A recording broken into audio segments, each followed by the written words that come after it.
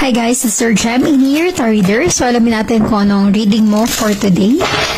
Give me your energy. Give me your energy.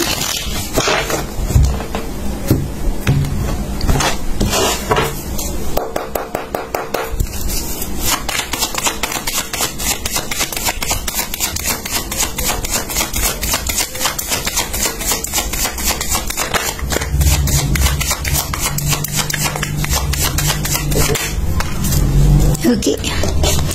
You have here the Ace of Swords. Maaaring ang iba sa inyo ay connected with an air sign, Gemini, Libra, and Aquarius at posibleng may letter A sa pangalan mo or sa pangalan ng person na connected sa iyo.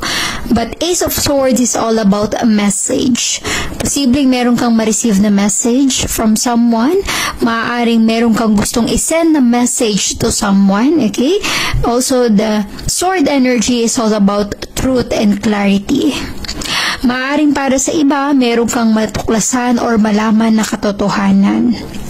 Magpapa-realize, magpapamulat, magpapa-enlighten sa sitwasyon. Okay? So, the Ace of Swords is all about knowledge, information. Definitely, you will get information na maaaring magpa-realize sa'yo of something. Okay, this is some kind of a message, truth, clarity, revelation, o kung ano man yung pwede mong ma-receive na message na ito. So, be ready. Para sa iba naman, maaaring ito ay patungkol sa kanilang trabaho.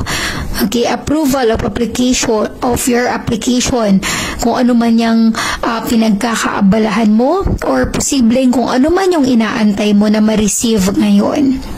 Okay? So, I'm really getting here with this sign na crown. Posibleng this is a good news para sa iba. Okay? So, panghawakan mo kung ano man yung marireceive mong message. Maaaring ito ay maging daan sa pagbabago ng iyong sitwasyon, sa pagbabago ng iyong buhay. Maaari rin na ito yung makatulong sa iyo sa mga desisyon na gagawin mo. Okay? Kung ano man yung marireceive mo na message or information, truth or clarity. Okay? So, wag baliwalain yung marireceive na ito na message kasi ito ay posibleng makatulong sa iyong sitwasyon.